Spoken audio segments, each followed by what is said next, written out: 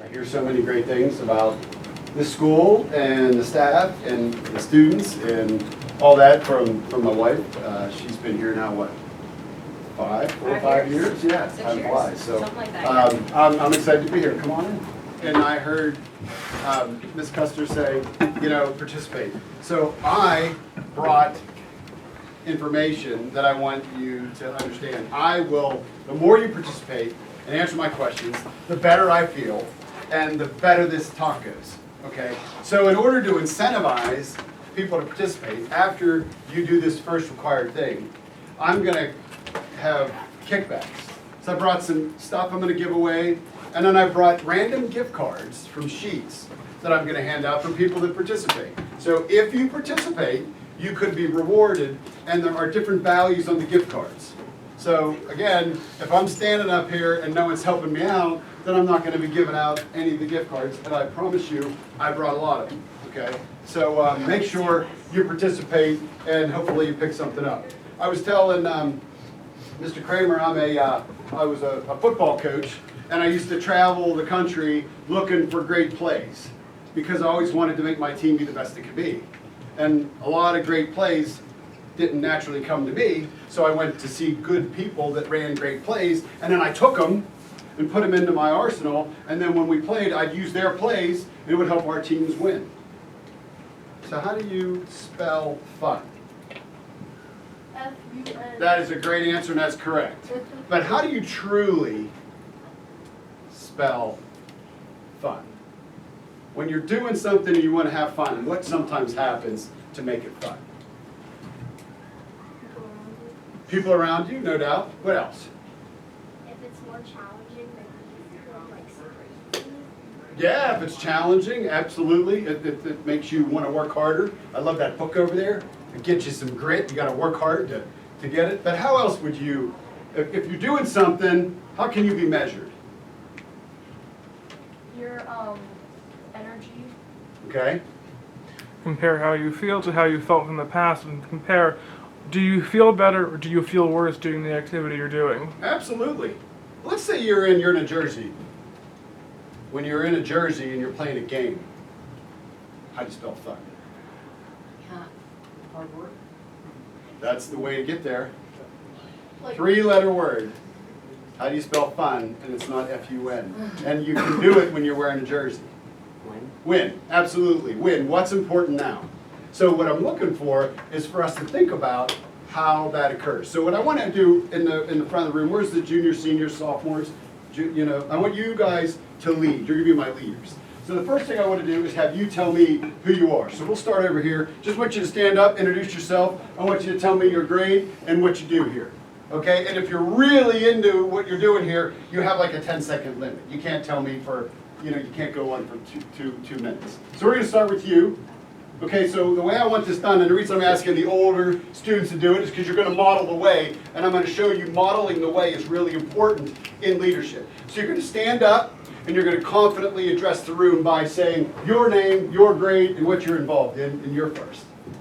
My name's Addison Gittlesberger. I'm a senior. I'm involved in Rotary, SAT Club, and a bunch of other clubs. Okay, very good. Thank you. I'm Chase Diamonds. I'm a junior, and I play golf. I'm Noah Lehman. I'm a senior, and I'm in NHS and Rotary. Very good. Love that NHS. Go ahead. Stand up. Remember, we're going to stand up because we're going to command the room. You're up next. Yep, and we're going to just work our way through. Yep. I'm Jeremiah Johnson. I'm in 8th grade. You're not in 8th grade. 9th grade. I'm in the That's all right. I wouldn't know because you said it confidently. Good job. I'm in the marching band. All right. Very good. I'm Casey O'Connell. I am in 12th grade, and I'm in choir. I'm Kelsey Kramer. I'm in 7th grade and I'm in chess. Great. I'm Noah Nagy. I'm in 7th grade. I do Scholastic Quiz and I play karate. Very good. My name is Salem. I'm in 8th grade and I play football. My name's Landon Oaks, and I'm in 7th grade, and I'm part of Math Counts. My name's Katrina McCann. I'm in 10th grade, and I'm involved in basketball and track. My name is Hannah Gregorich. I am a junior, and I'm a cheerleader, and I'm in Rotary and SAC Club. I'm Zelina Bittner. I'm in 6th grade and I do band. I'm Edward Mock. I'm in 6th grade and I'm in band and basketball. Very good. I'm Isaac Lavarno. I'm in 6th grade and I'm in band. I'm Abram Mayak. I'm in 6th grade. I do baseball, football, and basketball.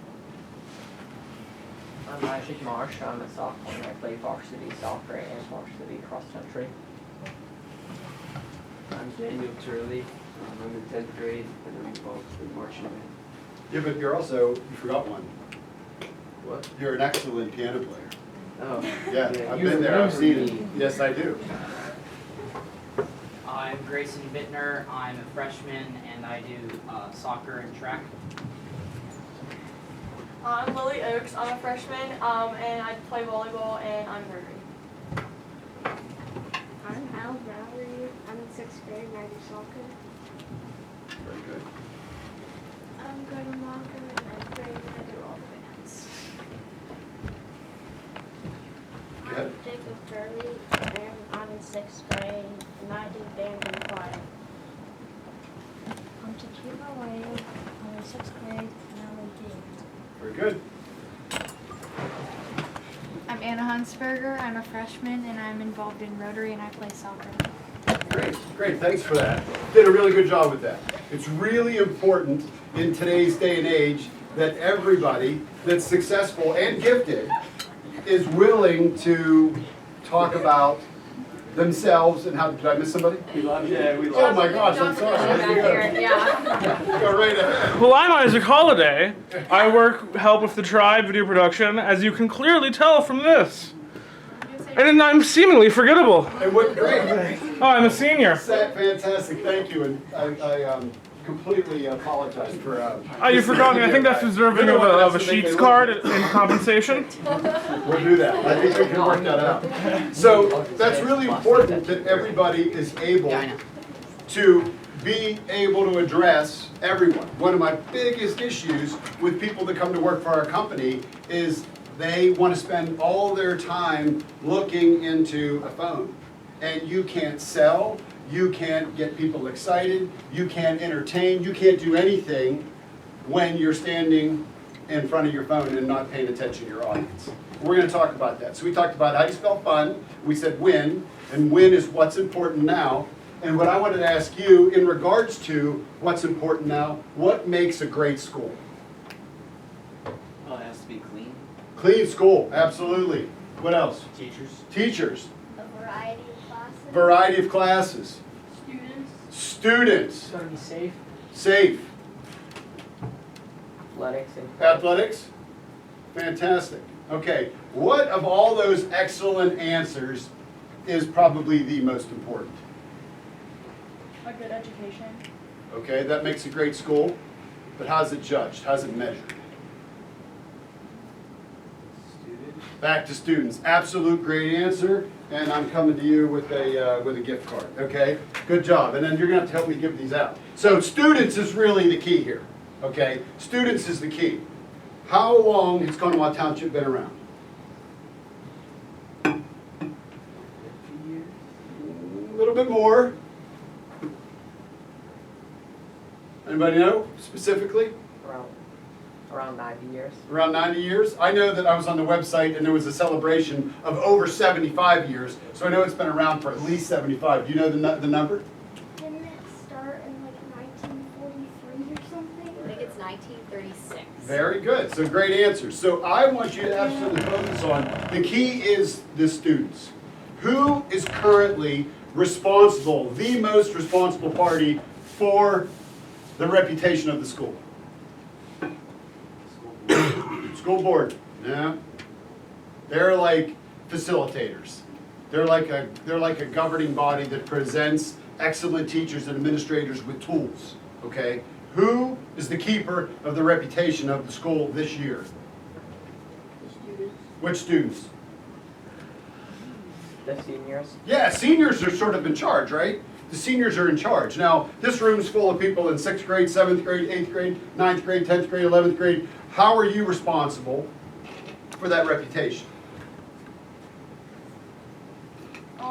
Maybe keeping a good attitude during extracurricular activities. Attitude, because what does attitude do to the community? What does attitude do to your peers? Conform. It forms them, what else? It like makes them have a better attitude. Yeah, I had a coach once that I worked with that said, attitude is infectious. If you're around people that have a good attitude, then you're gonna feel good about what you're doing. If you're around a dirt kicker, someone that's always complaining and always finding a reason to be negative, man, you're just gonna get sucked right down with them, okay? Now what happens in a good school when you see something great? What should you do? Like, Have a good attitude about it. Let's say you see something great and another student in another grade did something that you're just like, man, that was great. try to replicate it. Try and replicate it, absolutely. That's a great idea. What else? Like draw attention to it and tell everybody about it. Draw attention to it and tell everybody about it, because why? To give the school a better image.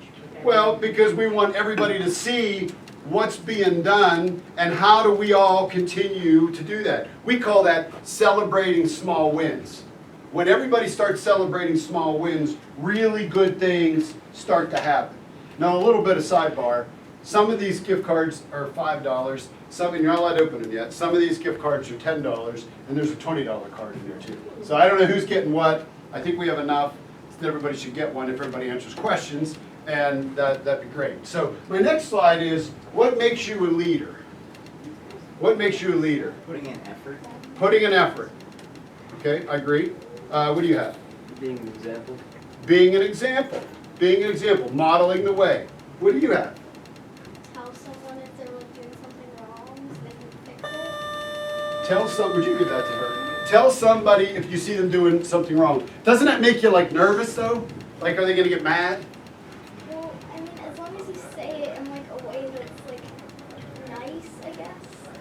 Yeah, absolutely. I am completely in favor. If you see somebody and you see someone do something wrong, that doesn't mean they're a bad person. It means the decision they just made was bad. Now, if they continue to make bad decisions, guess what? You're probably a bad person. You can't make 27 bad decisions in a row and say, it's not me, it's the decision making. Because it's you. The decisions make the man. The decisions make the woman, right? Okay, so we're talking about what makes a leader. Now, what does a leader have? Grit? Okay, I agree with that. Why do you need grit as a leader? To help you get through the obstacles. Ah, so not everything is just handed to you. Life isn't always wonderful. Absolutely, you got to have grit to overcome adversity. We're going to talk about resiliency a little bit later. What do you have? Control? Yeah. A leader can be in control. A leader could be in charge. Way in the back on the left. Louder. I didn't hear you. Being optimistic. Being optimistic. Oh, that's got a wedge. Yeah, that's perfect. Now, if a room is full of leaders, or if you see a leader, what does leader, in order for you to be a leader, what has to happen when you lead? Go ahead.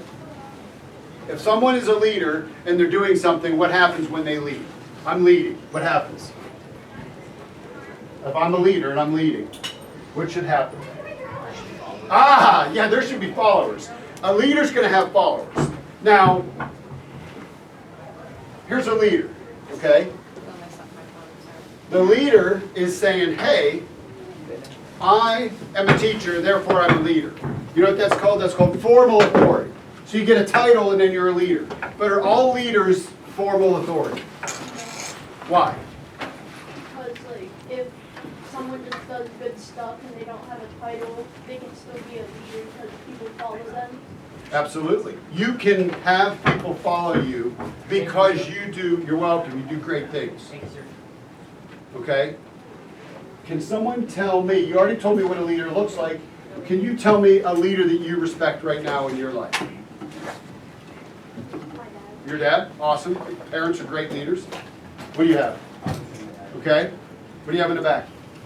Teachers. Teachers? Fantastic. Coaches? Okay, perfect. You right now? Pardon me? You? Oh, thank you, I gotta give you a gift card for that. For sure, send that back to her. Now, if I give you one because I'm not keeping good track, you need to tell me, no, I already gave you one. Because if I have to, I'll exchange one, okay? We talked about a great leader that we personally know, and then here's where I think we're starting to talk a little bit about where we're going next. If you've got leadership ability, okay, if you have good ideas, and you don't do anything with them, what is that? What is that? You've got abilities, and you choose not to do anything with them, what is that? Selfish and lazy. It could be selfish, it could be lazy, what else could it be? Cowardly. It could be cowardly, what else could it be? Wasting your time. It could be a wasted talent. Now, this is where I connect a little bit of, hey, we're all been given gifts by God, okay? And it's up to us to maximize those gifts. All of the students in this school have been given gifts. And those of you that are designated as gifted or honor students or people that have these special gifts, you really need to take a look inside yourself to figure out, how do I get the most out of those gifts? Okay, how do I get the most out of those gifts? Because not being responsible and maximizing those gifts is a waste. Now, who does that hurt? Think about it from a student's perspective. Who does that hurt if you don't utilize your gifts? Yourself and like others, because like you're wasting your abilities. Mm-hmm. You're wasting your abilities, so it hurts you. We all know that. Now, what's the next one? Who else does it hurt? It hurts the people you're leading. It hurts the people you're leading. What if you haven't emerged yet as a leader and you have gifts and you're just over here quietly letting everybody else do what they need to do? Who does that hurt? The whole group you're with. It hurts the whole group. Think about the school. Think about the school community. Okay? You can think of great graduates of Conemaugh Township. Okay?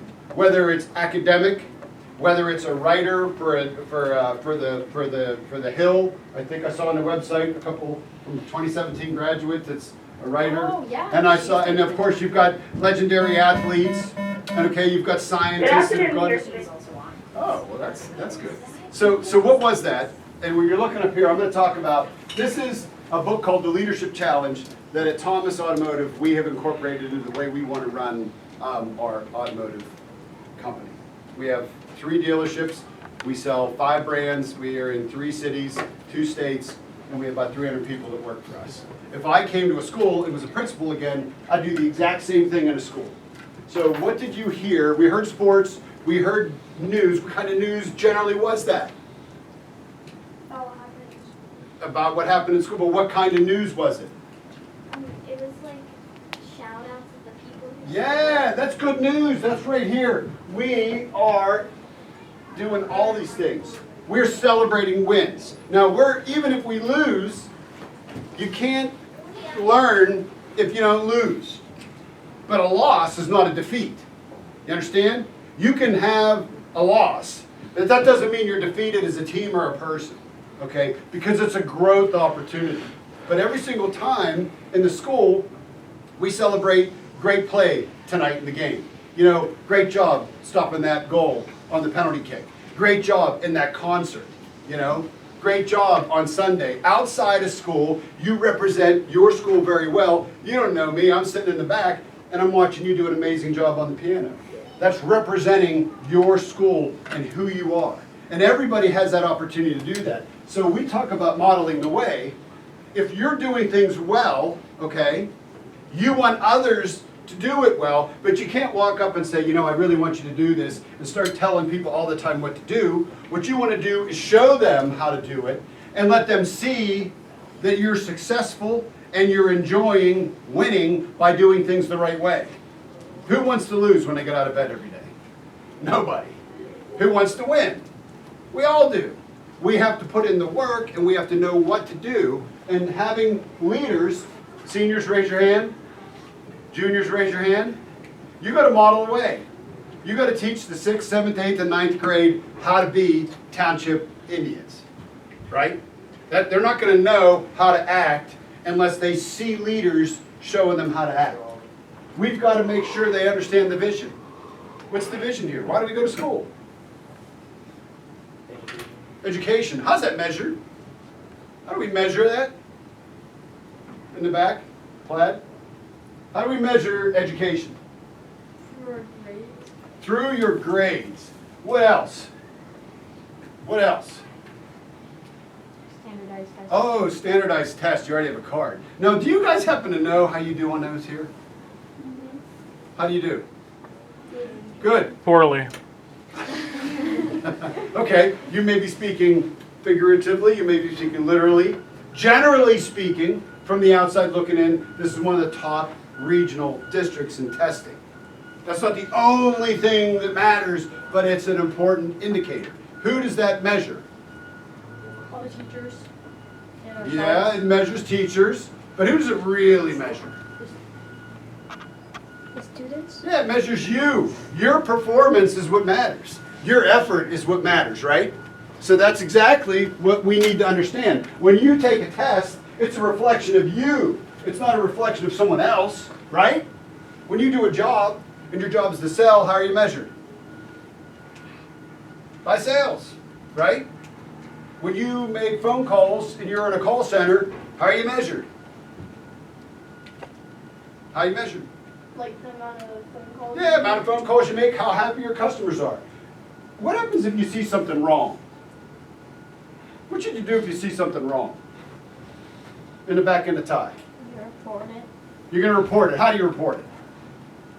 If you see something that's not right, and I'm not talking like it's a danger. Let's say you just see something right and it's just not right for the building. It's not right for the school. What do you do? How do you do? What do you do with it? Now I'm talking to my guy in the tie. To tell teacher. Tell a teacher? Yeah. What else could you do? What else could you do? What do you got? You could talk to that person. What happens if you're in a group and there's somebody that's not treating someone the right way? And it's like, man, here we go again. This person's going to start getting on this person's case. How do you you're going to go tell on somebody? What are you going to do? How do you make that work? Tell them to stop. Tell them to stop. What if you're like, I don't, we're all talking, the four of us, and you start talking about me, and I'm like, you can tell I'm not liking it, but no one wants to tell you to stop talking. What could somebody else in that group do? Initiate a change in the situation instead of And questioning. yeah, change the conversation. Change the conversation. Help somebody out. You're able to make change. Whether it's simple, how are we treating somebody, or whether it's, why in the world do we have to do this? This doesn't make a whole lot of sense. I have an idea on how we can make it better. There's a statistic in business that 80% of the problems are solved by the people that do the work. But in businesses that are run improperly, they run like a hierarchy. So everybody at the top of the pyramid tries to make decisions and drop them down. They cascade them. That doesn't work. You want the people that do the work to cascade the important decisions to the people that approve them. Get buy-in and get things done faster by getting the people that do the work to solve the problems. Enable others to act and encourage the heart. Everybody see that? This is a big thing that I like to talk to teams about. This was written by a football coach. I'm not going to mention his name because he's not necessarily the guy he was 5 or 6 years ago. But creating a culture and understanding what you stand for is huge. What does it mean, in your opinion, right now to be a township student? Tell me what 5 things you should be if you're a township student. Give me one. Respectful. And say the same thing. Okay, I'll come back to you. Being involved. Being active, being involved. Yeah, that's good. Did I give you one of these? Okay. What else? Honest. Being honest. Having integrity. Do what you say you're going to do. Like attitude. Attitude, positive attitude. Having genuine concern. Having concern, empathy, caring about others. That's huge. That's huge. When something bad happens, and you can't control life, right? Something bad happens. Does the group rally behind the person that's in trouble? If they do, that's an awesome culture. That's an awesome community. What if something happens bad and nobody rallies? What does the leader do? Yes, so start it up. gets something going, creates an idea, pulls people together. When a lot of people are doing that, there's a lot of great ideas, right? A lot of good things can happen. If you wait, I wonder why someone isn't doing something for Ken. He had a tough day. Or something bad happened in your family. Go create an opportunity to make something happen. What does relentless effort mean? What does relentless effort mean? Not quitting. Not quitting. Can I give you a card? Okay. Not quitting. So why is it easy to quit? It's discouraging. So yeah, you try something and you fail, and then you say, I'm not good at it, and then you quit. How many people have heard someone do that? Okay. How many of you heard somebody say they're not good at something before they were 25 years old? Okay, I'm 54 and I'm still getting good at things. You know, you can't look at yourself in 6th grade, 8th grade, or 9th grade and say, I'm not good at this, I'm quitting, I'm going to do something else. When I was coaching football, some of the best football players that I had in their senior year never touched the field as an 8th grader or 9th grader. And they worked, and they worked, and they worked, and they had this competitive excellence, and it helped them reach their goal. Now, I only coached 3 people that played in the pros, okay? So a lot of people didn't get to play in the pros. But what do you think learning how to practice and having a competitive advantage, learning grit, what do you think it did for everybody that participates in football, in soccer, in band, in orchestra, in honor society? What's that do? What does that do to you? In the red shirt in the back. Working hard at something, what does it do? What does it teach you? Doing something over and over and over again, what does it teach you? Not to make the same mistakes. Pardon me? Not to make the Don't make the same mistakes, and then when you don't make mistakes, what happens to what you're doing?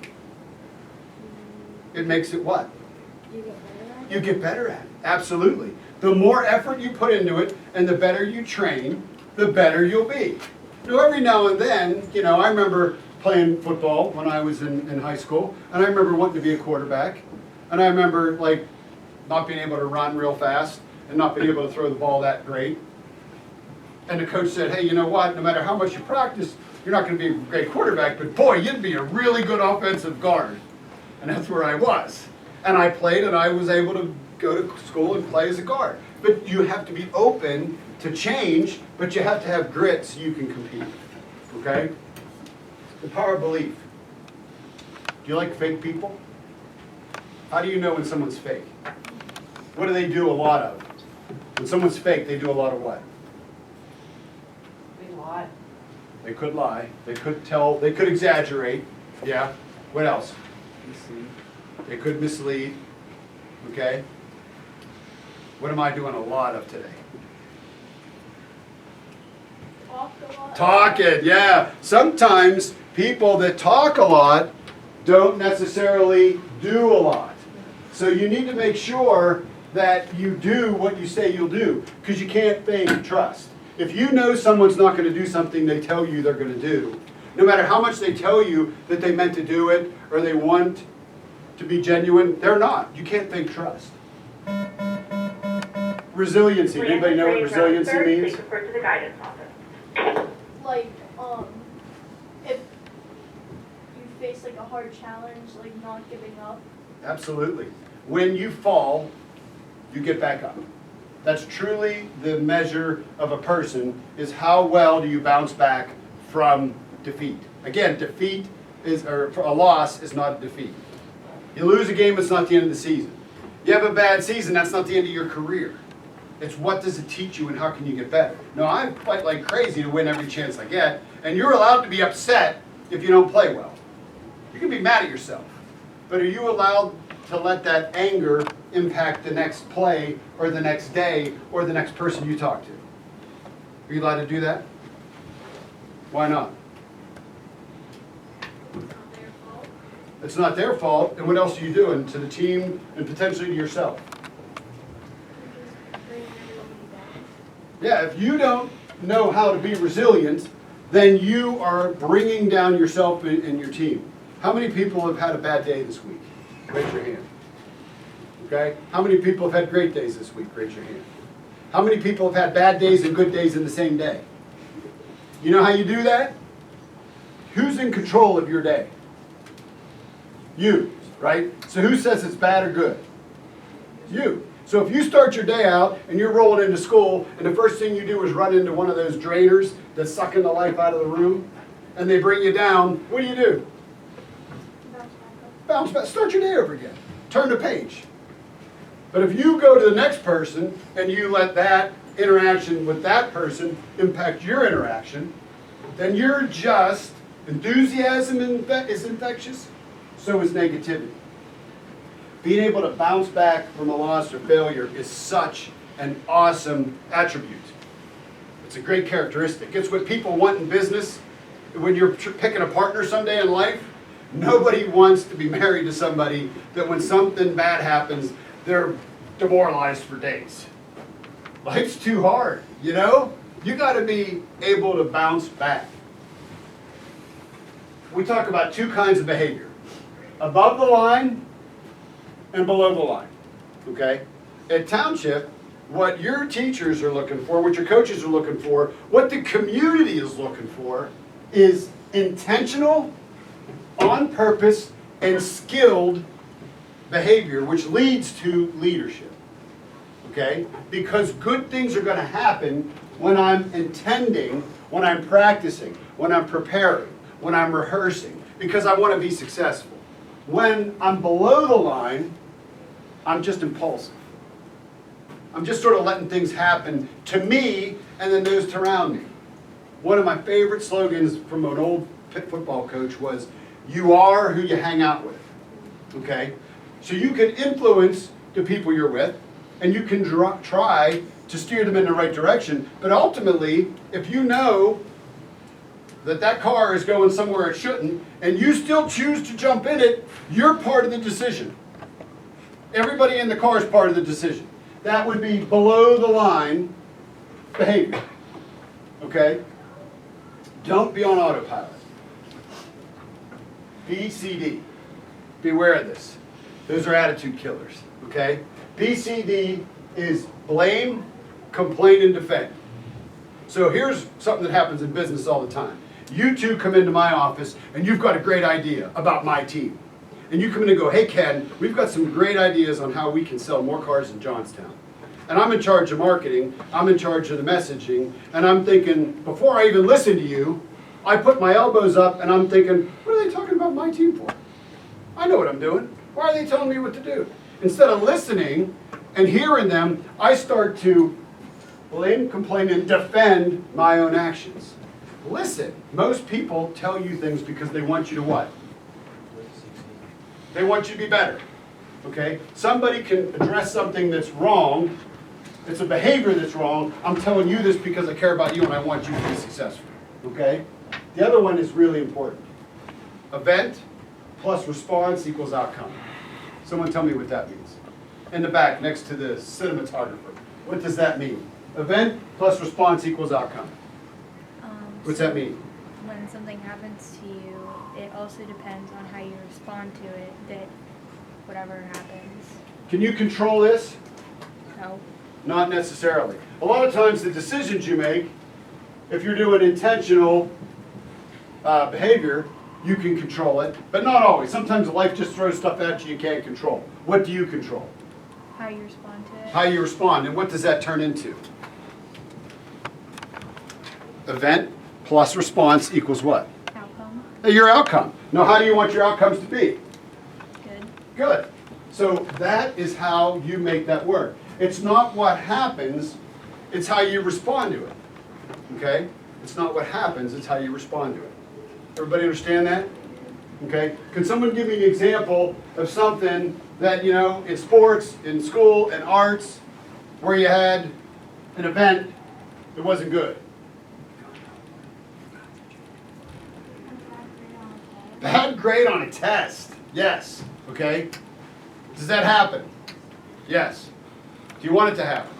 No. So what do you do when that occurs? Okay? Study, get better, do more work. What else do you got to do? What maybe can you figure out what happened to cause that bad grade? What could you change? How you want about it? Did I give you one of these already?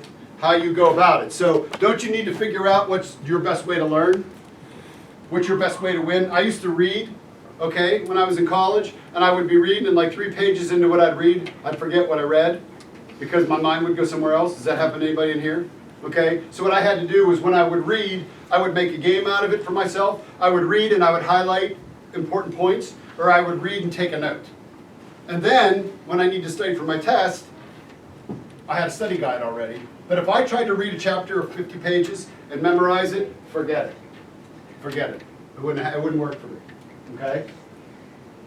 Interesting quote here, because we're getting almost out of time, and I want you to ask me a couple questions. We are what we repeatedly do.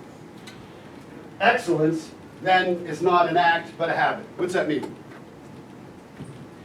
Basically, whatever you really put your mind to and repeatedly do, you continue to get better at it until it's just natural for you to do it. Attention staff, this is a last call to have your photo taken. Again, staff, this is a last call to have your photo taken. Please report to the auditorium. Thank you. That is absolutely it. So the more repetition you put into doing things well, the easier they become because they become a habit. Now take excellence out of there and put leadership in there. Someone do that. Tell me about it. Put leadership in there. What's that mean to you? What's it mean to you? If we put leadership in, what does that mean? How do you become a better leader? Put yourself out there, right? But how often do you do that? Once a quarter? Do it as much as you can, right? Because you're going to impact more people, and it's going to get easier to speak up. It's going to get easier to do the right thing. It's going to get easier to prepare for the test. It's going to get easier to make that block. You know, when you got to trap that big old lineman and you're inside guard, and you got to trap him so the back gets all the glory. 57, I figured you're a lineman. I'm 52. 52? Okay, you're 52. Are you lineman? Yeah. All right, so you're blocking so other people can get glory, right? Do you find glory in that back getting yardage? Yeah. Yeah. Yeah, absolutely. Absolutely. So think about the more we put into this, the easier it becomes. And you know what? The more you're going to win. And the more you win, what's going to happen? The more you win, the more what are you going to have? Fun. Absolutely. Did I give you one of these already?